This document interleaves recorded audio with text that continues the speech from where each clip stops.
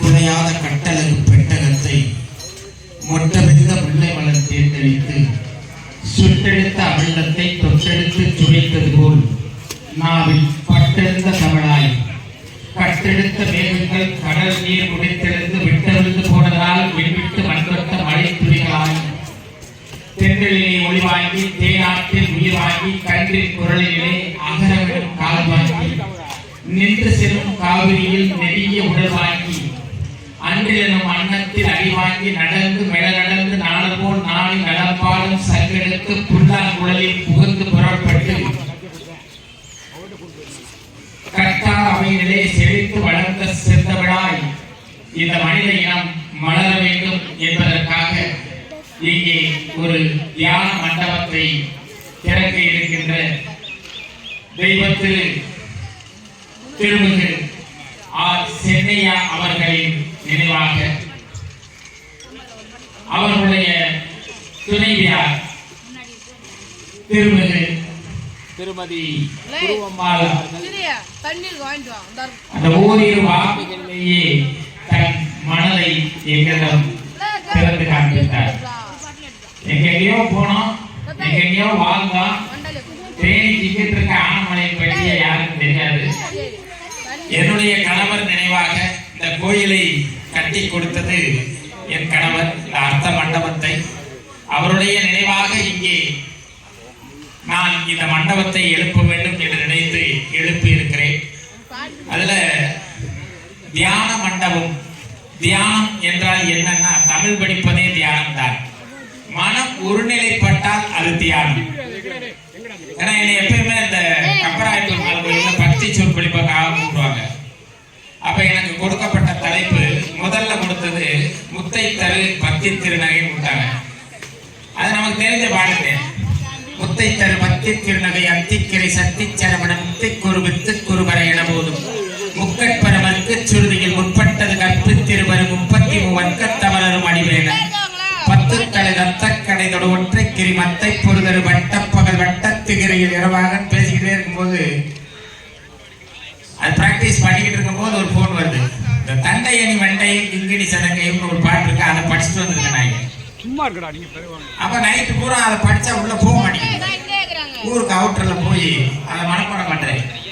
தண்டையணி வெண்டையும் கிங்கிணி சதங்கையும் தங்களில் சிலம்புடன் கொஞ்சமையனின் நைட்டு 1 மணிக்கு. தண்டையணி வெண்டையும் கிங்கிணி சதங்கையும் தங்களில் சிலம்புடன் கொஞ்சமையனின் தந்தையினை முன்பறிந்து இன்பபுரி கொண்டுனர் சந்தமுடனை திரண்ட அன்பு போல கண்பமுடன் சந்தமுடன் சைக்கிள் வந்து மடன் கீழே விழுந்து 1 மணிக்கு ஏதோ தமிழ் பெயில் வந்துருச்சுன்னு நினைச்சு ஐயோ விட்டுருக்கேன். சரி தூக்கம் போனா சார் கிட்ட வராதுங்கன்றான். என்னடா சார் உண்மையில தான் சார் படிச்சேன், நான் தான் வாக்கியாரு. ஏன் சார் நடிச்சாமத்துல இப்படி வீட்டில் வந்து தமிழ் பாட்டு பாடிக்கிட்டு இருக்கீங்க? ஏன்னா தியானம் என்பது வேறொன்றும் அல்ல. நெற்றிக்கு நேரே புருவத்தினிடையே உற்று பார்த்தால் ஒளிவிடும் ஜோதி. மூலநாடி தண்டிலே முளைத்தெழுந்த ஜோதியை 4 நாளி உங்களுளே நாடியே இருந்த பாலனாகி வாழலாம் பரபிரம்மம் எய்தலாம் ஆழ முண்ட கண்டர் ஆணை என்று சொல்லுகிறார்.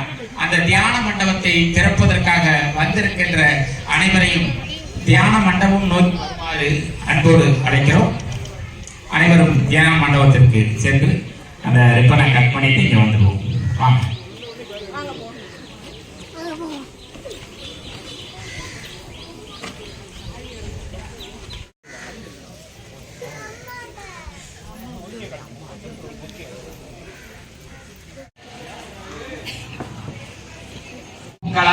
சித்திர பூக்களாய் செம்பளாய் ஈக்களாய் தர்க்க கடலில் தத்துவ அலைகளாய் சொர்க்க படுக்கையில் சுருட்டிய பாய்களாய் வட்ட நிலவின் வயிற்று பிள்ளைகளாய் ஒட்டி கிடக்கும் கொடியலாம் முள்ளைகளாய் இந்த பகுதி மக்கள் வாழ்ந்து சிறக்க வேண்டும் என்பதற்காக ஒரு தியான மண்டபம் இங்கே திறக்கப்பட்டிருக்கிறது.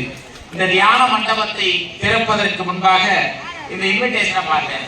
அதுல பாய்ந்து பரவும் இளைய நதிகளே பள்ளம் நிரப்ப வாருங்கள், காய்ந்து கிடக்கும் கழனிகள் என்றால் கருத சுமந்து தாருங்கள், பழையவை எல்லாம் பழையவை அல்ல, பண்பும் அன்பும் பழையவைதான், இளையவர் கூட்டம் ஏந்தி நடக்க இடமும் பொழியும் புதியவைதான் என்று வீரமாண்டிய கட்டபொம்மனுக்கு இளைஞர்கள் மன்றம் வைத்திருக்கிறார். இன்னைக்கு நடிகர்களுக்கும் நடிகைகளுக்கும் மன்றம் வைத்திருக்கின்ற இந்த நாட்டில் இளைஞர்கள் வீரபாண்டிய கட்டபொம்மனுக்கு மன்றம் வைத்திருக்கிறார்கள். இந்த ஊர் மக்கள் என்பவர்கள் பெருமை மிக்கவர்கள். ஆனமலையம்பட்டியில் இந்த தோக்லவார் சமுதாயம் என்பது நரம்பிலே நாளை கட்டி நம்பிக்கை முரசு கொட்டி எரிமலையாய் சுடுதலாய் இயற்கை கூத்தாய் இனவுணர்வு தீப்பந்த பேரொழியாய் எதிரிகளை தீர்த்து கட்டும் கொடுவாளாய் இழிவுகளை தீர்த்து கட்டும் இன்னலிலிருந்து வெளியேற்றுகின்ற வரலாற்று சிறப்புமிக்க வீரபாண்டிய கட்டபொம்மனோடு போர் செய்த குலம் இந்த ஊரில் இங்கே தியான மண்டபத்தை கட்டி கொடுத்திருக்கிறது. அதான் இந்த ஊருக்கு பெருமை. யார் என்ற அடையாளம் பார்க்கிற போது அவர்களை வாழ்த்த நான் இங்கே வந்திருக்கிறேன். நான் யாருன்னு கேட்டீங்கன்னா, நீங்க இந்த மருது சகோதரர்கள் பத்தி சிவகங்கை சீமைன்னு ஒரு படம் வந்திருக்கும். அந்த படத்துல கட்டபொம்மனின் சகோதரன் ஊமத்துறையை கைது பண்ணி நிறுத்திருப்பாங்க. கைது பண்ண வெள்ளக்காரன் வந்திருப்பான். கைது பண்றதுக்கு அந்த வெள்ளக்காரன் எந்திரிச்ச உடனே அப்படி முத்தழகு எந்திரிச்சு பேசுவான். அவன் தான் தளபதி. ஏன்னா முத்தழகுனா பொம்பளை பிள்ளை நிறைய பேர் நினைச்சிட்டு இருக்காங்க. அந்த மருது சகோதரருடைய தளபதியா இருக்க முத்தழகு பேசுவான். எங்கே வந்து யாரிடத்தில் எவரிடத்தில் வந்து கைது செய்ய பார்க்கிறீர்கள்? பெற்ற தாயும் பிறந்த பொன்னாட்டையும் உற்ற பெருமையும் உயர்ந்த மரபையும் கட்டி காக்கும் மரபில் வந்தவர்கள் நாங்கள் என்று வெஞ்சமரும் வெண்கலமும் கொஞ்சி வரும் கிளிகளென கொண்டு வந்த மரபில் வந்தவர்கள் நாங்கள் என்று தஞ்சமா வந்தவரை தலை கொடுத்தும் காப்பது எங்கள் கடமை என்று முன்னாடி அதே ஈட்டியை தூக்கி நிற்பான். அவன் பார்க்க போனாங்க. அடங்கு முத்தழகு அடங்குன்னு பெரிய மாதிரி சொல்ற மாதிரி கண்ணாசன் வரணும் வசனம் எழுதிப்பாரு. அப்ப முத்தழகு இங்க நின்று வாழ்ந்தது கரெக்ட் அண்ணா கையை தட்டுக்க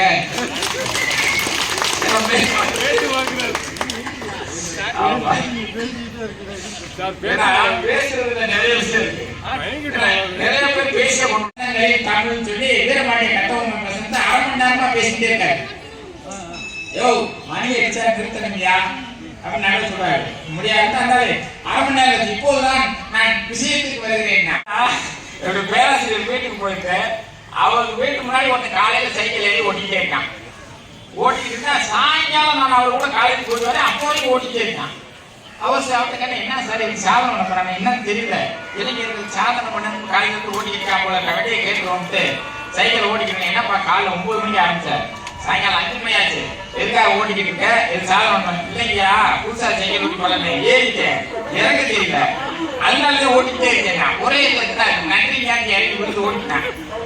ஏன்னா இவர்கிட்ட திரும்ப சுவாமிநாதன் அவர்கிட்ட பேச அந்த inner happiness should be understood by the people.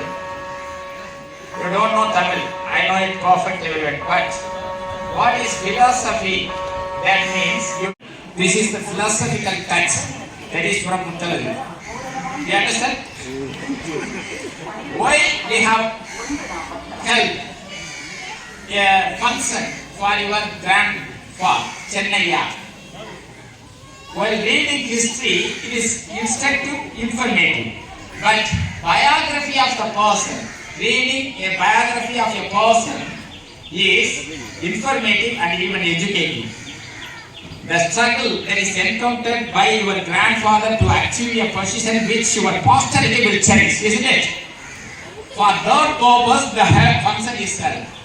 And Tamil புரியாதுனாரு கொஞ்சம் இங்கிலீஷ்ல பிள்ளைன்றால அந்த பிள்ளைக்கு காலையில இருந்து இவங்க வாட்டுக்கு வரவே கூட பேசிட்டே இருக்கா, என்ன பேசுறான்னு தெரியல. அதனால அந்த பிள்ளைக்கு சொல்லணும்ல. அது aim of the function is nothing but appreciate your parents. Okay, thank you very much. ஏன்னா டீச்சர்ஸ்க்கு இங்கிலீஷ் நடத்துறதுனால என்னையும் கூப்பிடுறாங்க. தமிழ்ல ஏதாவது பிரச்சனையா?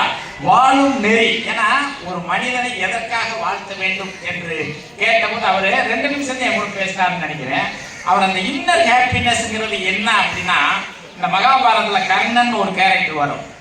அந்த கர்ணன்கிற கேரக்டர்ல கடவுள் வந்து கர்ணனிடம் கையேந்துவார். கடவுள் யார்கிட்ட கையேந்துவார்னா, ருத்ரதாண்டவன் ஒரு படம் பார்த்துருப்பீங்க பழைய ஆளுலாம். அதுல வி.கே. ராமசாமி சிவனை நடிச்சிருப்பாரு. பூசாரி மறுநாள் காலையில மக கல்யாணத்துக்கு 10,000 ரூபாய் வரதட்சணை கொடுத்தாலே கல்யாணம் நடக்கும். இவர் எங்கெங்கயோ அலைஞ்சு கடன் கேட்பாரு, கடனே கிடைக்காது. கடைசியில கோயில்ல வந்து சிவன் முட்டி போதி, கடவுளே எங்க கேட்டு 10,000 ரூபாய் கிடைக்கல, நீனே கொடுக்கணும். கொடுக்கல நான் செத்து போவேன். முட்டி மோதி மண்ணில் ரத்தம் வந்து மயக்க போட்டு கிடந்தனே. சிவன் தட்டா புட்டா சவுண்ட் விட்டு சிவன் வருவார். எந்திரிப்பா அப்படி பூசாரி எழுப்புறாரு. யாரு இப்படி கேட்பீங்கன்னு நான் வரவே மாட்டேங்கிறேன். நான் சிவன் காலத்துல பாம்பெல்லாம் போட்டிருக்கேனா? ஐயா கடவுளே வாங்க சிவன், என்ன நீங்க ரொம்ப லேட்டா வந்துட்டீங்க, காலையில கல்யாணம் நிக்காம இருக்குது, நீங்க 10,000 ரூபாய் கொடுத்தே ஆகணும். நீங்க போற கடவுளை சினிமா பார்த்து தப்பாவே நினைச்சிட்டீங்க. அப்படியே பூந்தட்டி விடுவாரு, பணமா உள்ளதான் எடுத்துக்கலாம் நினைச்சீங்களா? நானே கவர்மெண்ட்டுக்கு தெரியாம அப்படியே பணத்தை பூந்தட்டி வழியா விட்டாதான் அது கள்ள நோட்டு தண்டுறான். கவர்மெண்ட்டுக்கு தெரியாம கடவுளே கள்ள நோட்டு அடிக்கலாமா? கருதி நீ என கேட்டேன்னு கையேந்திர. இந்த உலகத்துல கஷ்டப்படுறவனுக்கு யாரா கொடுப்பான்னு கேட்டேன். நீங்க கர்ணன் சொல்லிட்டாங்க, எனக்கு ஏதாவது கூடப்பா. அவன் எங்க வைக்கான்? ஏற்கால உயிர் எடுத்துக்கிட்டு கிடைக்க. ஆவியோ நிலையில் கலங்கியல் யாக்கை அகத்ததோ புறத்ததோ. உயிர் உள்ள இருக்கா வெளியே இருக்கான்னு தெரியல, இழுத்துக்கிட்டு கிடக்கு. இந்த நேரத்தில் வந்து கொடுன்னு கேட்டா நான் எதை கொடுக்கறது? நீ செய்த புண்ணியம் கொடு அப்படின்னு கேட்டாங்க. நல்ல வழிக்கு இருக்கிறத கேட்டேன். நான் செய் புண்ணியம் அனைத்தும் கொள்க, பூமியிலோடு ஆதியாக புலன்கள் போய் நெருங்கி போக தேவரோ அமர்தாமோ நிலை நின்று வினையில் தீர்ந்தால் ஏவன் உலகம் செய்ய செல்வம் நிறுத்தி செய்ய இருக்கிறத கேட்டேன். வாங்கிக்க அப்படின்ட்டு இருக்கிறத மட்டும் கொடுக்கல. ஒரு புண்ணியத்தை கொடுத்தோம்னா அதனால் வருகிற புண்ணியம் அதுவும் அவனுக்கு கிடைக்கணும். செய் புண்ணியம் சொல்லிட்டாரு. அவ செய் புண்ணியம்னா ஏற்கனவே செஞ்சது இப்ப செய்யறது, அதனால் வருகிற புண்ணியம் மூணையும் கொடுக்க சொல்லியாச்சு. அப்ப சொல்ற அருந்தழல் மாமகம் புரிந்தும். கடவுள் வந்து முன்னாடி நிற்கிறப்ப இங்க இருக்க யாருக்குமே கடவுள் தெரியல, எனக்கு மட்டும் தெரியல. ஏன்னா அங்க ஒருத்தர் யாகம் வளர்த்துக்கிட்டு இருக்காரு. கரிந்தலாம் சுண்டான் கனகதலின் காண்படலில் உபாப்பியா மூருப்பியா உபயமயி நிர்ஜித்ய பவதி சூருத்தாப்பியம் வத்யம் மாணி யுவபுஷான்னு அங்க யாகம் வளர்த்துருக்காரு. அவர் கடவுள் தெரிய மாட்டார். அருந்தளல் மாமகம் புரிந்தும் கடவுள் கங்கை ஆதியாம் உடன் படிந்தும். கங்கை ஆற்றுல மூழ்குனா பாவம் போய் கடவுளை பார்க்கலாம்னு நினைச்சு நிறைய பேர் கங்கையில மூழ்கிக்கிட்டு இருக்காங்க. அவனுக்கு நீ தெரியல. அருந்தளல் மாமகம் புரிந்தும் கடவுள் கங்கை ஆதியாம் உடன் படிந்தும் அருள் யோகத்திற்கும் நிறைய பேர் பூக்குழி அடைஞ்சிருக்கான். அவனுக்கும் அவன் தெரிய மாட்டேங்கிறார். அனிமல பூமி பூசை நேர்க்கும் நிறைய பேர் பூ போட்டு கும்புறான். அவனுக்கும் தெரியல.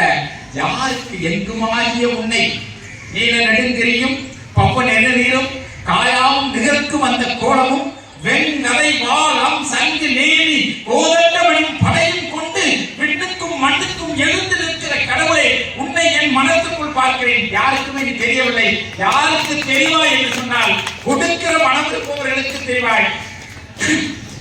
அந்த தியானம் என்பது கடவுளை அடையும் ஒரு வழி. அந்த வழியை நமக்கு ஏற்படுத்தி தந்திருக்கிற இந்த குடும்பத்தை வணங்கி இந்த நிகழ்வு இனிதே நடத்திய இந்த குடும்பத்தை சேர்ந்த அனைவரையும் வாழ்த்தி வரவேற்று வணங்கி இந்த நிகழ்வில் அடுத்ததாக முன்னாள் ஊராட்சி மன்ற தலைவர் அவர்களுக்கு ஆறுதல் கும்பகம் 64 நொடிகள் மூச்சு அடக்கணும். ஊறுதல் 32 அதிரேசகம். மெதுவா மூச்சை 32 வினாடி விட்டுட்டீங்கன்னா உங்களுக்கு மரணம் இல்லை. சாதாரண மனிதருக்கு இது சாத்தியமில்லை. சாத்தியமானால் நீங்கள் சாதாரண மனிதர்களை இந்த தியான மண்டபத்தில் முயற்சி செய்யுங்கள். ஒரு நாள் one fine morning you can attain the state of Kaivalya. அதான் புத்தரும் மகாவீரரும் நிறைய ஞானிகளும் அடைந்த உண்மை எதுனா, நெற்றிக்கு நேரே புருவத்தினிடையே உற்று பார்த்தால் ஒளிவிடும் ஜோதி. மூல நாடி தன்னிலே உழைத்தெழுந்த ஜோதியை நாடி உண்மையிலே நாடியே இருந்தபின் பாலராகி வாழலாம், பரபிரம்மம் எய்தலாம். ஆழ முண்ட கண்ட ராணை கடம் தோறும் கதிரவன் தோன்றி அடங்கிட மூடி அவற்றில் அடங்க அட்டம் கொண்ட கண்டனும் மேலிய காயத்தை அடங்கிட நின்றவர் அப்பரிசாமி. இதெல்லாம் தியானத்தில் திருமூலர் சொன்னது. அதை சொன்னா ரொம்ப நேரம் ஆகும். இதோடு முடித்து இந்த நிகழ்வை வேற ஏதாவது பேசணும்.